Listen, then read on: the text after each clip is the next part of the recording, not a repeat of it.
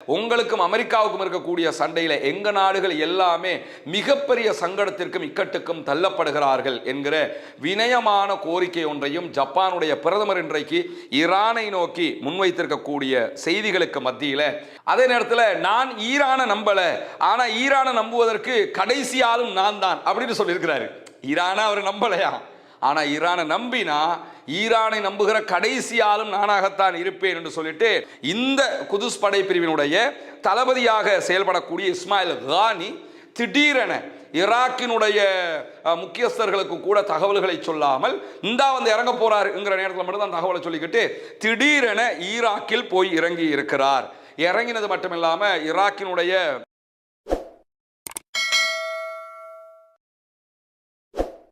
அன்பிற்கினிய சகோதர சகோதரிகளை நம் அனைவர் மீதும் ஏக இறைவனுடைய அமைதியும் கருணையும் உண்டாகட்டுமாக என்கிற உயரிய பிரார்த்தனைகளோடு பாலஸ்தீனத்தில் 2 ஆண்டு காலம் இஸ்ரேலிய ஆக்கிரமிப்பு படைகள் தொடர் தாக்குதல்களை நடத்தி வந்த நிலையில அதன் பின் கொண்டு வரப்பட்ட ஒரு சமாதான உடன்படிக்கையையும் தற்போது ஏற்றுக்கொள்ள முடியாது என்று இஸ்ரேல் அறிவித்திருக்கக்கூடிய சூழலை நம்ம பார்க்கிற அதே நேரம் எதிர்வரக்கூடிய நாட்கள் மத்திய கிழக்கில் என்ன நடக்கப் போகிறது என்கிற பலத்த கேள்விகளை உண்டாக்கி கொண்டிருக்கிறது.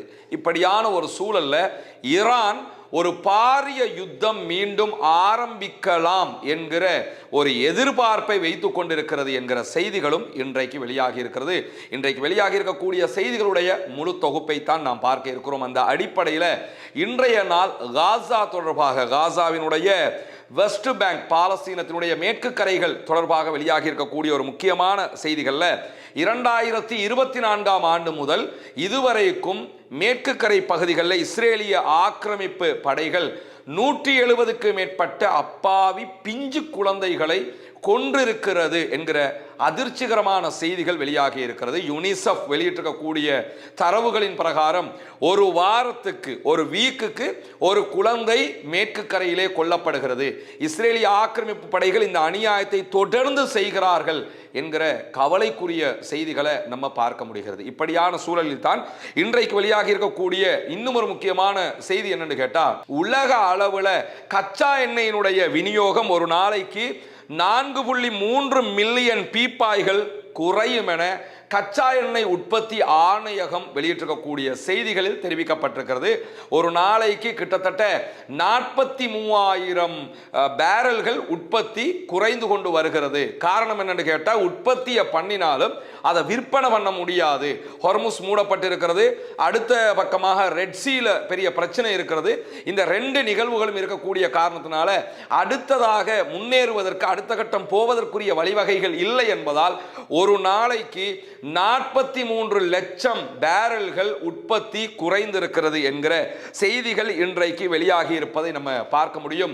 உடனடியாக ஹொர்முஸ் ஜலசந்தி திறக்கப்பட வேண்டும் என்று சொல்லியும், அதே போன்று செங்கடல்ல பாபல் மந்தேப் மொத்தமாக திறக்கப்பட வேண்டும். இது 2ம் நடந்தால்தான் இந்த காரியங்களை முன்னெடுக்கலாம் என்று தற்போதைய நிலவரம் தொடர்பாக வெளியாகிற செய்திகளுக்கு மத்தியில ஜப்பானுடைய பிரதமர் இன்றைய நாள் ஈரானுக்கு ஒரு முக்கியமான கோரிக்கையை முன்வைத்திருக்கிறார். அது என்ன கோரிக்கைன்னா, தயவு செய்து ஹொர்முஸை ஓப்பன் பண்ணுங்க, அதே மாதிரி பாபல் மந்த பகுதிகளை ஓப்பன் பண்ணி விடுங்க.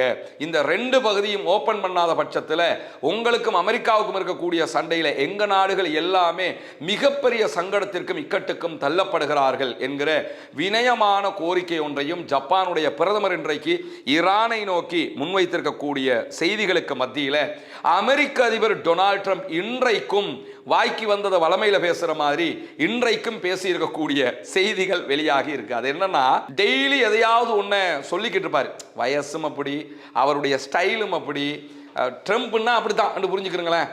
அந்த மாதிரி இன்னைக்கு என்ன சொல்றாருன்னா, ஏற்கனவே நாங்க ஹொர்முஸ்ல 20 விமானம் தாங்கி கப்பல்களோடு பாரிய ஒரு கடற்படையை நிறுத்தி வைத்திருக்கிறோம்.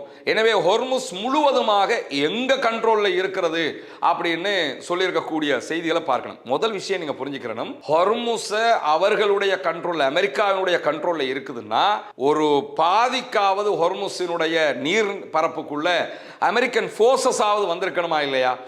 எது ஹொர்முஸ்ன்னு இருக்குதோ அந்த நீர்ப்பரப்புக்குள்ள அமெரிக்காவினுடைய ஃபோர்ஸஸ் யுத்தம் ஆரம்பிச்சதுலேருந்து இதுவரைக்கும் உள்ள நுழையலை. வாசல்கிட்ட பிளாக் பண்ணிக்கிட்டு நிற்கிறாங்க. பிளாக் பண்ணிக்கிட்டு நிற்கிறதுனால ஹொர்முஸ் முழுவதும் எங்க கட்டுப்பாடுன்னு சொல்ல முடியுமா?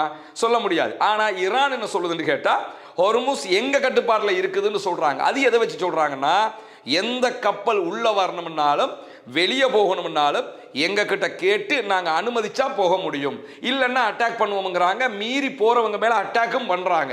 அப்படி இருக்கும்போது அமெரிக்கா செய்கிற வேலை என்னன்னு கேட்டா, ஈரானுடைய கப்பல்கள் ஈரானை நோக்கி வர முடியாதவாறு பிளாக் பண்றாங்க. இவ்வளவுதான். தவிர ஹொர்முஸ் அவங்க கண்ட்ரோல் பண்ணல, ஈரானுடைய கப்பல்களை கண்ட்ரோல் பண்றாங்க. ஆனா இன்னைக்கும் வாய்ப்பேச்சில் வீரரடி பாப்பான்ற மாதிரி அமெரிக்க அதிபர் டொனால்ட் ட்ரம்ப் என்ன சொல்றாருன்னா, நாங்கள் தான் ஹொர்முஸை முழு கண்ட்ரோலில் வைத்துக் கொண்டிருக்கிறோம், ஈரானுடனான நிலைமைகள் ரொம்ப சூப்பரா போய்கிட்டு இருக்குது அப்படிங்கிறார். முழு கண்ட்ரோல் அவங்கள்ட்ட தானா. ஈரானுடனான நிலைமைகள் ரொம்ப சூப்பரா போய்கிட்டு இருக்குது. ஹொர்முஸ் ஜலசந்தியில எங்களுடைய படைகள் முழு கட்டுப்பாட்டையும் வச்சுக்கிட்டு இருக்கிறாங்க. அதே நேரத்தில் நான் ஈரானை நம்பல, ஆனா ஈரானை நம்புவதற்கு கடைசி ஆளும் நான் தான் அப்படின்னு சொல்லியிருக்கிறாரு. ஈரானை அவர் நம்பலையா, ஆனா ஈரானை நம்பினா ஈரானை நம்புகிற கடைசி ஆளும் நானாகத்தான் இருப்பேன் என்று சொல்லிட்டு அவங்க என்ன கிட்ட தொடர்ந்து பொய்யத்தான் சொல்லி வர்றாங்க. அதனால தான் நாங்கள் இப்போ ஹொர்முஸை மொத்தமாக எங்க கண்ட்ரோலில் வச்சுக்கிட்டு இருக்கிறோம் அப்படிங்கிறாரு. எவ்வளவு பெரிய பொய்ங்கிறது உலகத்தில் இருக்க அத்தனை பேருக்கும் தெரியும், அவருக்கும் தெரியும். அதனால தான் இந்த பொய்யை வெக்கங்கட்டதனமாகவே சொல்லி கொண்டு இருக்கிறாரு. எனவே சரி, 10 பொய்யை சொல்றாரு ட்ரம்ப், 11வது இதையும் சொல்லியிருக்கிறாருன்னு நம்ம கடந்து போக முடியுமே தவிர வேறு ஒன்றும் பண்ண முடியாது. இப்படியான சூழலுக்கு மத்தியில் தான் ஈரானும் அமெரிக்காவும் செய்து கொண்ட புரிந்துணர்வு ஒப்பந்தம் MOU காலாவதியாகுவதற்கு ஒரே ஒரு வாரம் தான் இருக்கிறது. 1 வீக் தான் இருக்குது. அதோட இந்த MOU எக்ஸ்பயர் ஆகிரும். அதுக்கு பிறகு புதிதாகத்தான் ஒப்பந்தம் போட வேண்டி வரும். எனவே நிலைமை ரொம்ப டஃப்பாக இருக்குது. இன்றைக்கும் பாகிஸ்தானுடைய உள்துறை அமைச்சர் ஈரானுடைய பல தளபதிகளை சந்தித்துக் கொண்டிருக்கிறார். கத்தர் திரும்ப திரும்ப கோரிக்கைகளை முன்வைத்துக் கொண்டிருக்கிறது. எப்படியாவது இந்த ஏற்கனவே போட்ட MOU-வை கண்டினியூ பண்றதுக்கான ஏற்பாடுகளை பண்றாங்க. இல்லைன்னு சொன்னா என்ன நடக்கும் என்கிறதே ஒரு பெரிய கேள்விக்குறியாக இருக்கிறது. ஏற்கனவே போட்ட ஒப்பந்தத்தின் பிரகாரம் ஜூன் மாதம் 17ஆம் தேதி அன்றைக்கு 14 அம்ச புரிந்துணர்வு ஒப்பந்தத்தை 2 பேருமே கையெழுத்துக்கிட்டாங்க. அந்த அடிப்படையில் 60 நாட்களுக்குள்ளாக ஒரு காலக்கெடுவை நிர்ணயிச்சு நிரந்தர யுத்த நிறுத்தத்துக்கு போகணும், அதுக்குரிய பேச்சுவார்த்தைகளை ஆரம்பிக்கணும் அப்படின்னு போட்டிருந்தாங்க. இப்போ 60 நாள் ஆக போகுது, ஒண்ணுமே பண்ணல. 1 வீக்குக்குள்ள எல்லாமே முடிஞ்சு போயிடும். அப்படி முடிந்தால் ஒன்றோ புதிய ஒப்பந்தத்திற்கு இருதரப்பும் போக வேண்டும், இல்லை என்றால் புதிதாக ஒரு யுத்தத்துக்கு போகணும். எதை நோக்கி போக போறாங்கிற கேள்விகளுக்கு மத்தியில் தான் இன்றைக்கு ஈரானுடைய எல்லை பாதுகாப்பு படைகளுடைய தளபதியாக இருக்கக்கூடிய பிரிகேடியர் ஜெனரல் அலி அக்பர் ஜாவிதான் ஒரு ஊடக சந்திப்பை நடத்தி இருக்கிறார்.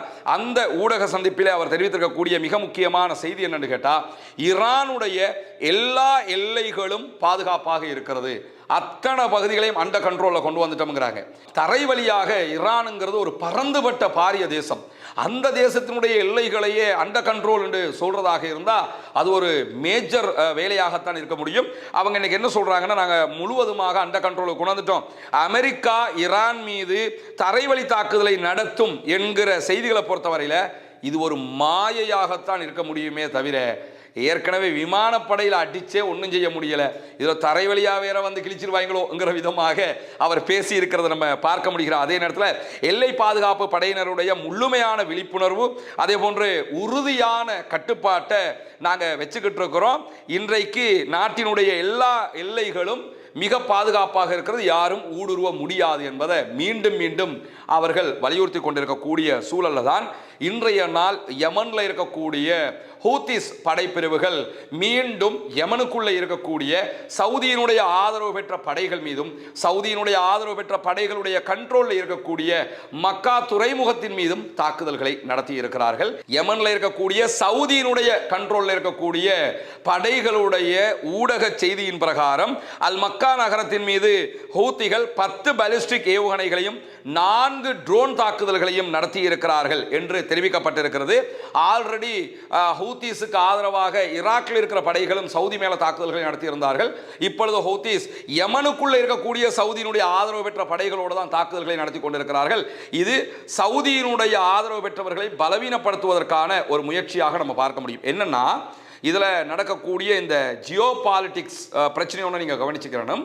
ஒரு புறம் யமனில் இருக்கக்கூடிய ஹவுத்தீஸ் சவுதி மேல அட்டாக் பண்ணினாங்க. இப்ப சவுதி மேல அட்டாக்கை குறைச்சிட்டு சவுதியினுடைய ஆதரவு பெற்ற யமன்ல இருக்கக்கூடிய படைகள் மேல அட்டாக் பண்றாங்க. அவங்க கிட்ட பாலிஸ்டிக் மிசைல்ஸ் எதுவும் கிடையாது, ஆனா ஹவுதிஸ்டே இருக்குது. அங்க இருக்கக்கூடிய படைகள்கிட்ட தரை வழியாக தாக்குதல் நடத்துகிற அளவுக்கு உண்டான அந்த ஐட்டங்கள் தான் சவுதி அரேபியா கொடுத்து வச்சிருக்கிற மாதிரி தெரியுது. ஏன்னா பெரிய தாக்குதல்கள் எதையும் அவங்க நடத்தல, சவுதி நடத்தினா உண்டு. சவுதிக்கு ப்ராக்சிஸ் அமைப்பும் தேவை, அவங்களுக்காக சண்டை பிடிக்கிற ஆக்களும் வேணும். ஆனால் பெரிய படைபலத்தோடு அவங்க இருந்துடவும் கூடாதுங்கிறதுல கவனமாக இருந்திருக்கிறாங்க. அது சவுதியினுடைய ஒரு முட்டாள்தனமாகவும் சர்வதேச ரீதியில் பார்க்க முடியும். ஏன்னா பலத்தோடு இருந்தால் தானே தங்களுக்கு ஆதரவாக அவங்க இருப்பாங்க என்கிற ஒரு பக்கம் இருக்கிறது. அதனால தான் இப்போ அடியை வாங்கிட்டு இருக்கிறாங்கிறத பார்க்க முடியும். அதே மாதிரி நீங்கள் பார்த்தீங்கன்னா மறுபுறமாக ஈராக்குக்குள்ளே இருக்கக்கூடிய குர்துகள் மேலே ஈரான் மீண்டும் மீண்டும் தாக்குதல்களை நடத்தி அவர்களை பலவீனப்படுத்தி கொண்டே இருக்கிறது. இந்த ரெண்டுமே எதுக்காக செய்யப்படுதுன்னு கேட்டால், பாரிய ஒரு யுத்தம் மீண்டும் ஆரம்பிக்கப்பட்டால், ஈரானுக்கு எதிராக அமெரிக்கா இஸ்ரேல் ஒருங்கிணைந்து நடத்த ஆரம்பித்தால், சில நேரங்களில் இந்த ப்ராக்சிஸ் அமைப்புகள் ஈராக்குக்குள்ளே இருக்கக்கூடிய குர்துகள் அமெரிக்காவுடைய பேச்சை கேட்டு துருக்கியினுடைய பேச்சை புறக்கணித்து ஈரானோடு ஒரு சண்டைக்கு வர வாய்ப்பு இருக்கிறது. அல்லது யமன்ல இருக்கக்கூடியவர்கள் பக்கத்தில் இருக்கக்கூடிய ஹவுதிஸோடையோ அல்லது ஈரானோடையோ சண்டை பிடிப்பதற்கான வாய்ப்புகள் இருக்கிறது சவுதிக்கு ஆதரவாக. இந்த ரெண்டுமே நடக்காம இருக்கணும்னா இப்பவே சண்டை ஒன்றை பிடிச்சி ரெண்டு பேரையுமே பலவீனப்படுத்தி விட்டுறணும். அந்த வேலையைத்தான் ஈரான் செய்கிறது என்பதை வெளிப்படையாகவே நம்ம பார்க்க முடிகிற ஒரு சூழல் தான் இந்த நிலையில் நடந்து கொண்டிருக்கும் போதுதான் ஈரானுடைய தாக்குதல்கள் இன்றைக்கும் ஈராக்கினுடைய எர்பில் மாகாணத்தில் நடத்தப்பட்டிருக்கிறது. 4 ட்ரோன்கள் இன்றைக்கு தாக்குதல்களை நடத்தி இருக்கிறது. அதிகாலையிலேயே இந்த ட்ரோன் தாக்குதல்கள் நடத்தப்பட்டிருக்கிறது என்று சொல்லி இன்றைக்கு தகவல்கள் தெரிவிக்கின்றன.